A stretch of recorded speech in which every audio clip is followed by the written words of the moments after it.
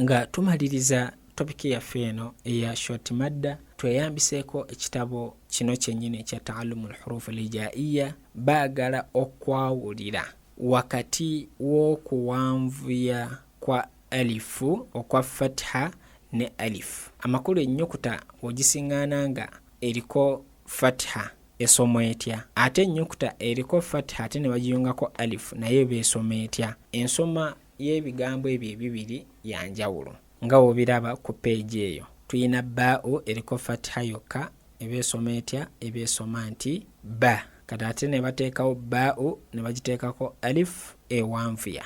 Tuba tugenda kisoma kitya? Tuba tugenda gamba nti ba. Kyawukana kiri ekisoose ekya ba. N'ekiddako bwe kityo tha ja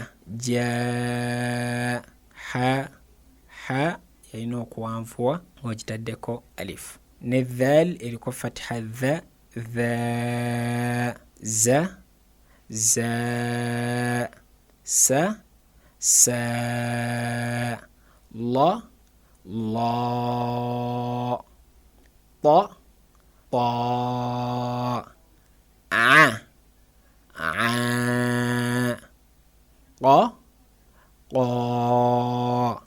la ma wa ya. Kati wano babikwawulidde mu bigambo. Ekisooka kiri dhahaba. Ekiddako ne kibeera dhahaba. Ndowooza olaba enjawulo. Dhahaba wajada khajila lazima. Ebigambo bya njawulo okubeera nga tubisoma. Ne dhamma eyawukana ne waawu al-maddiya. Bakuleetedde ba eriko dhamma bu n'egiddiira bu, tu ju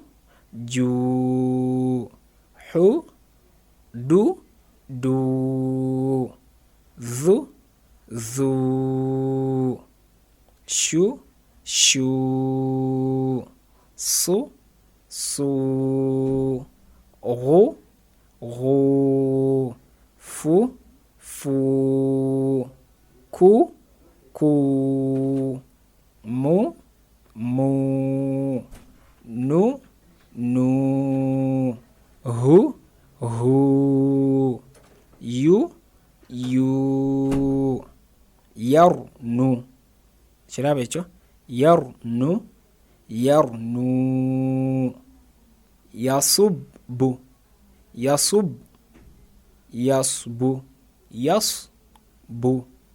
kyawukana na kiri yasbu ne yasbu. Yatfu ne yatfu. Ya'fu ne ya'fu. Ebigambo bya njawulo. N'ekisembayo kiri tamyizu baina al-kasrati wal yaa'u al-maddiya. Okwawula ennyukuta ng'eriko kasra ne ennyukuta ng'eriko kasra ne yaa'u. Ekisoma kitya? Bi ti fi tujja kukomawo ku ekyo.